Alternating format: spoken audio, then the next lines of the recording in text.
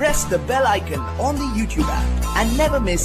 सभी को जय हिंद दोस्तों, आप सभी का हार्दिक स्वागत है जय हिंद रिएक्शंस पे। आशा करता हूँ कि आप सभी लोग बहुत अच्छे होंगे। तो आज हम आपके लिए लेटेस्ट और एक बहुत ही इंपॉर्टेंट वीडियो लेकर आए जिसमें आप देखेंगे पाकिस्तान के मशहूर पत्रकार आरजू काज़मी जी को, जिनके स्पेशल गेस्ट होंगे हरी मोहन जी, जो कि ना सिर्फ एक जबरदस्त जियो पॉलिटिकल एक्सपर्ट हैं बल्कि आईएएस के बच्चों को बहुत ही बेहतरीन तरीके से कोचिंग देते हैं और बहुत ज्यादा नॉलेजेबल इंसान है। और मेरी आपसे पर्सनल ये रिक्वेस्ट है कि आप इस वीडियो को अंत तक देखें। आपको ना सिर्फ बहुत कुछ जानने को मिलेगा बल्कि इस वीडियो को देखकर आपके रोंगटे भी खड़े हो जाएंगे। तो ये वीडियो बहुत इंपॉर्टेंट होगी। तो चलिए साथ मिलकर ये वीडियो देखते हैं। पर अगर आप चैनल पर नए हैं तो चैनल को सब्सक्राइब कर दें ताकि हम आपके लेटेस्ट दमदार और नॉलेजेबल वीडियोस लाते रहें। जय हिंद, जय भारत। जो आपको देख के मुझे याद आया कि आज मैंने बिंदी लगाने का सोचा था और मैं भूल गई जल्दी में। आपने तिलक लगाया तो वो देखकर ये तिलक है, मैं कह रही हूँ ये तिलक है भाई, पूरा सुना करे ना। मैंने कहा कि आपका तिलक देख के मुझे याद आया, लेकिन अच्छा लग रहा है आप पे। तो मैं भी सोचा था कि आज बिंदी लगाऊंगी क्योंकि रेड पहना हुआ था, वो अच्छा लगता है उसके साथ। एनीवे हम बात करेंगे अजमेर शरीफ की। सर पहले राम मंदिर बन गया, उसके ऊपर एक हंगामा रहा बाबरी मस्जिद पे, फिर ज्ञान वापी मस्जिद जो थी उसके बारे में हमने सुना। अब अजमेर शरीफ, बहुत नाम है अजमेर शरीफ का, पाकिस्तान से भी कई बार सुना है लोग जाते हैं। अब वहां से शिव जी का मंदिर बताया जा रहा है। ये सिलसिला कहाँ जाकर रुकेगा? कश्मीर के एक जाने माने लीडर होते थे सैफुद्दीन सोज, उनका एक स्टेटमेंट था आरजू जी। उन्होंने कहा एक बार जब ये मिटे, और वो बाबरी काउंसिल के मेंबर भी होते थे, तो उन्होंने बाबरी काउंसिल में एक बात कही और वो ये सिंपल वर्ड्स में कहा कि देखो तुमने हिंदुस्तान में बहुत कुछ अचीव कर लिया, आपको पाकिस्तान मिल गया, दो देश मिल गए, मुसलमानों को कहा 2 देश मिल गए, हिंदुस्तान में तुमने 3 लाख मस्जिदें बना ली, तुम इतने ताकतवर हो कि तुम जिस तरफ वोट डाल दो पल्लड़ा उस तरफ जाता है और सरकार बन जाती है। तुमने 40,000 मंदिरों के ऊपर मस्जिदें बना रखी और हिंदू कुछ नहीं बोल रहा। एक टूटा हुआ सा ढांचा है जिसे उसने डोरमेट कहा कि एक डोरमेट को आप उर्दू में क्या कहते हैं मुझे नहीं पता, बस वो वर्ड यूज किया कि वो जो पायदान है, डोरमेट ही कहते हैं। हाँ पायदान जो है वो पायदान बच गया है और तुमने सारा सब कुछ कब्जा लिया। और तुमने दुनिया में और कोई कंट्री में ऐसा नहीं मिल सकता था जो इंडिया में है, तुमने सब ले लिया, एक पायदान बचा हुआ। हिंदू कह रहा है यार ये पायदान तो छोड़ दो, और इसको मैं कह रहा हूं कि इसे छोड़ दो और ये 3 मंदिर मांग रहे, 3 मंदिर दे दो। उसके बाद मुझे ऐसा लगता है कि हिंदू को जगाने का आरएसएस का जो एजेंडा है वो खत्म हो जाएगा और उसके बाद हिंदू कभी बोलेगा नहीं। वहां बैठे हुए मौलाना कहते तुम पायदान की बात करते हो, हम तो सुई के बराबर जगह नहीं देंगे और जो है हिंदुओं का वो भी छीन लेंगे। ये मौलानाओं का उस बाबरी काउंसिल की मीटिंग में डिस्कशन था।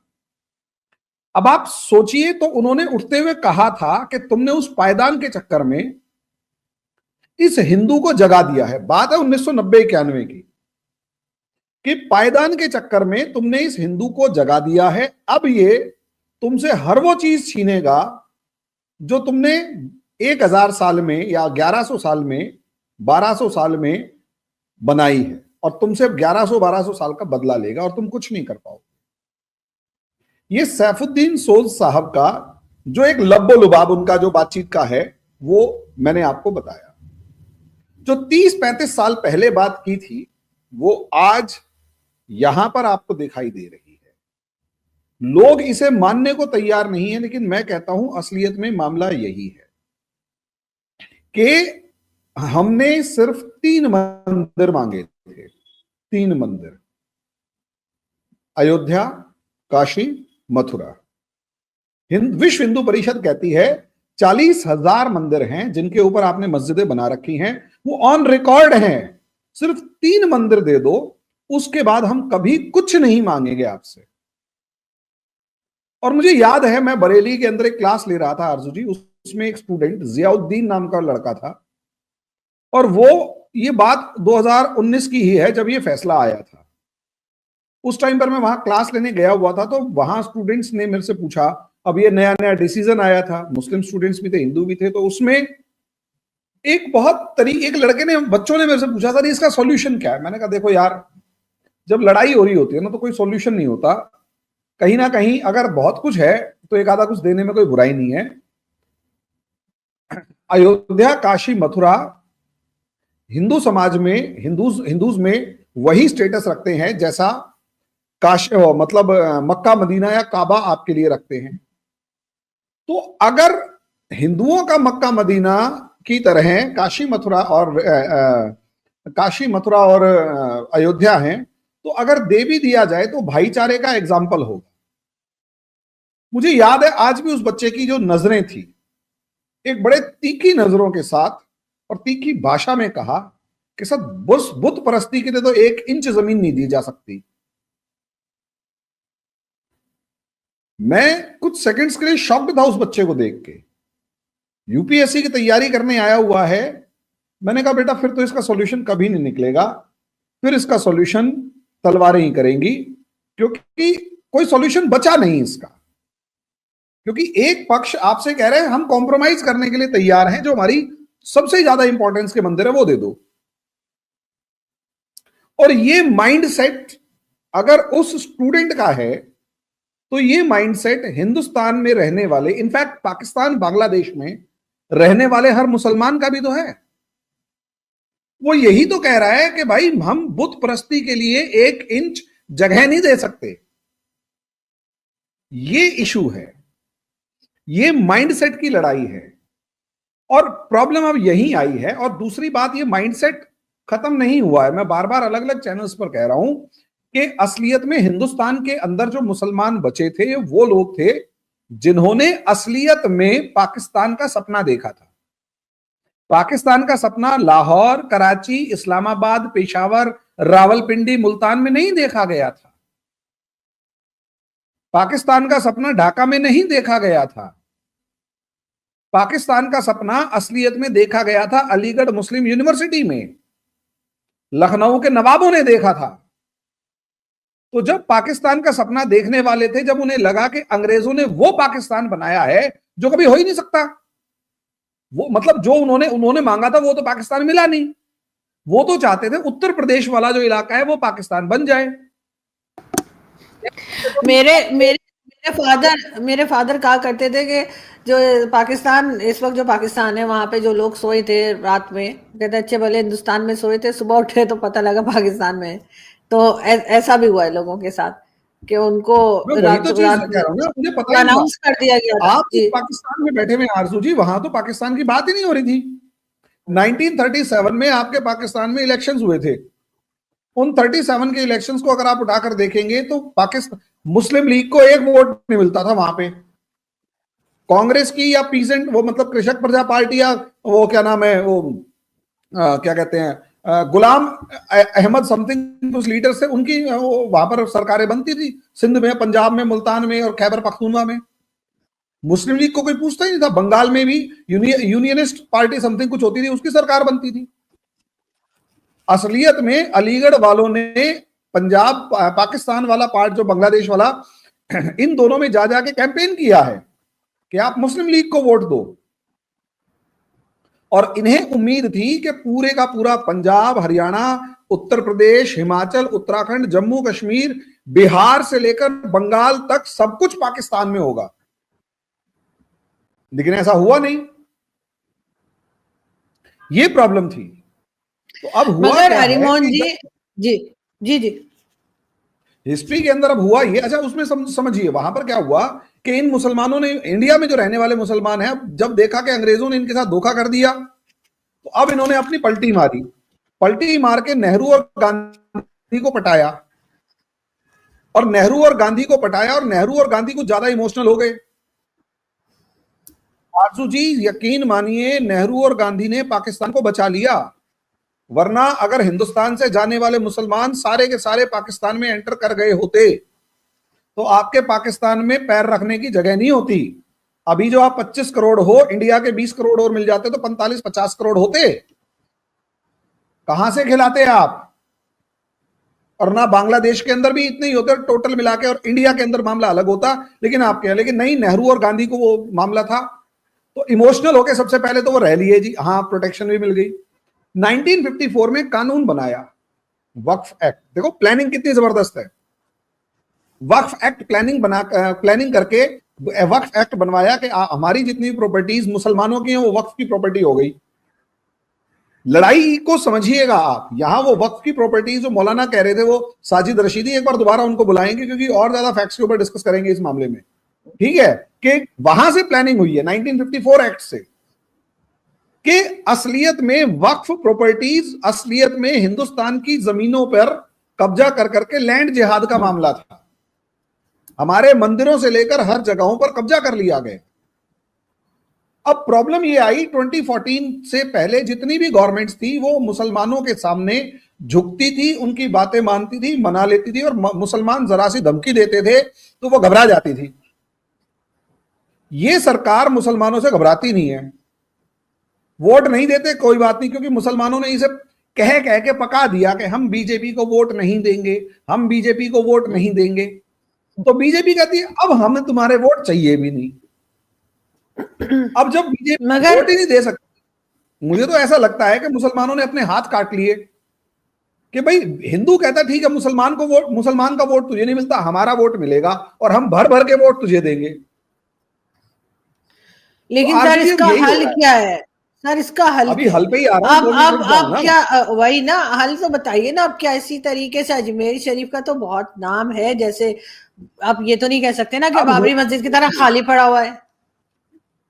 अजमेर शरीफ की बात यह है, अजमेर शरीफ के जो चिश्ती है ना, इन्होंने जो हिंदुओं के साथ कांड कर रखे हैं, अगर वो सारे के सारे बाहर आ गए तो सच्ची बता रहा हूं मैं, सारा मामला सही हो जाएगा। ये जो खादिम है ना, आपको 1992 अजमेर शरीफ का स्कैंडल पता नहीं होगा? नहीं तो सुनो, अजमेर के जो चिश्ती थे, इन चिश्तियों में से खादिम जो थे, इन खादिमों का पॉलिटिकल डोमिनेंस बहुत जबरदस्त था।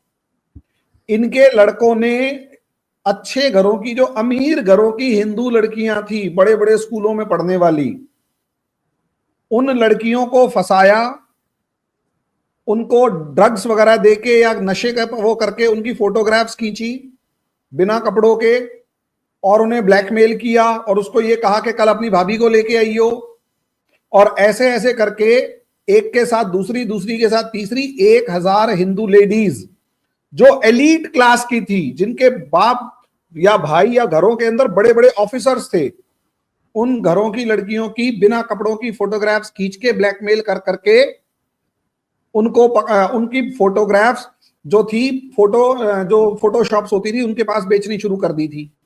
5-5 रुपए में इन लड़कियों की जो फोटोग्राफ्स थी वो नीलाम करवा दी गई थी 2-2 रुपए के अंदर। उसे कहते हैं अजमेर सेक्स स्कैंडल। और किसने किया? अजमेर के खादिमों ने किया, और सारे मुस्लिम्स ने हिंदुओं को टारगेट करके किया, और 26 साल तक उसके कल्प्रिट को छुपाए रखा अजमेर के खादिमों ने। जो मेन किंग पिन था, कल्प्रिट था, और कौन सी क्लास की? 9th क्लास की बच्चियों के साथ उसको ब्लैकमेल करके, उसकी भाभी को, उसकी मां को, उसकी बहन को, उसकी पड़ोसन को, अड़ोसन को, सबको 1000 लड़कियां, उससे भी ज्यादा, जो रिकॉर्ड पता लगे वो 1000 थे जिनकी फोटोग्राफ्स दिख रही थी। और ये इतना बड़ा स्कैंडल था इन खादिमों का कि कुछ कहने की हद नहीं। हाँ, मेरे ख्याल में मैंने कहीं सुना था, मुझे अब भाईचारा है। हाँ। ये हिंदू मुस्लिम भाईचारा है, तो हिंदू चिढ़ेगा या नहीं चिढ़ेगा? उसके बाद एक मूवी बननी थी अजमेर दरगाह के, वो 1992 स्कैंडल के ऊपर। मूवी बनाने वाले को घुसने नहीं दिया, और उसके बाद सोचकर देखिए, अभी एक बंदा पकड़ा गया था, वो बंदा रिहा हो गया। मतलब वो सेक्स स्कैंडल का किंग पिन का बहुत करीबी, और वही मेन था। वो घूम रहा है सड़कों के ऊपर कि क्या उखाड़ लिया मेरा, क्या उखाड़ लिया मेरा। ठीक है, अब उसके बाद आ जाओ, नुपुर शर्मा वाला केस हुआ था हमारे यहां जी। नुपुर शर्मा वाले केस में क्या हुआ था? नुपुर शर्मा वाले केस के अंदर हुआ ये कि सारे हिंदुस्तान के अंदर कलेश हो रखा था। चलो जी, हो गया, कोई बात नहीं। यही खादिम जो हिंदू मुसलमान भाईचारे की बात कर रहे होते हैं, सरवर चिश्ती, अजमेर शरीफ की वो सीढ़ियों पे खड़ा होकर कहता है इन हिंदुओं की दुकान से सामान खरीदने की जरूरत नहीं है, सर तन से जुदा के नारे लगा रहा है। मतलब सर तन से जुदा के नारे लगाएगा, हिंदुओं को बायकॉट करने की बात करेगा, हिंदुओं का सर तन से जुदा सर कलम करने की बात करेगा। और उनमें से एक तो ये कहता है कि जो नूपुर शर्मा, इन्हीं चिश्तियों के खानदान में से एक, कि जो नूपुर शर्मा का सर काट कलम करके लाएगा मैं उसे 1 करोड़ रुपए इनाम दूंगा। सलमान चिश्ती था उसका नाम। और हिंदुओं के नफरत के जो बयान इनके खादिमों के आते हैं वो कम है क्या? और फिर उम्मीद करते हैं कि ना हिंदू ऐसा कुछ ना करें। अब सोचकर देखो हुआ क्या है। यह चीज आपको समझ में आ गई है कि मतलब नफरत इन लोगों के दिमाग में कितनी भरी हुई है। जबकि अजमेर शरीफ में मैक्सिमम जाने वाले हिंदू होते थे, मैक्सिमम हिंदू होते थे दरगाह पे जाने वाले। अब वो छोड़ दिया उन्होंने। और जो जा भी रहा होता है हम लोग उसको इतनी सोशल शेविंग करते हैं कि वो जा ही नहीं पाता। अब उसके बाद नेक्स्ट पार्ट क्या है? अब ये हिंदुओं से नफरत हो गई है तो ये आपको दिखाई दे गया होगा इन मौलानाओं के अंदर। मतलब सोचकर देखिए, मौलाना खड़े होके अपने अपने जलसे होते हैं उसमें क्या कहते हैं, पाकिस्तान के 25 करोड़, बांग्लादेश के 20 करोड़ और इंडिया के 20 करोड़ तीनों मिलके हिंदुओं को बिल्कुल जड़ से खत्म कर देंगे। तो भैया जड़ से खत्म कर देंगे तो अभी रो क्यों रहे हो?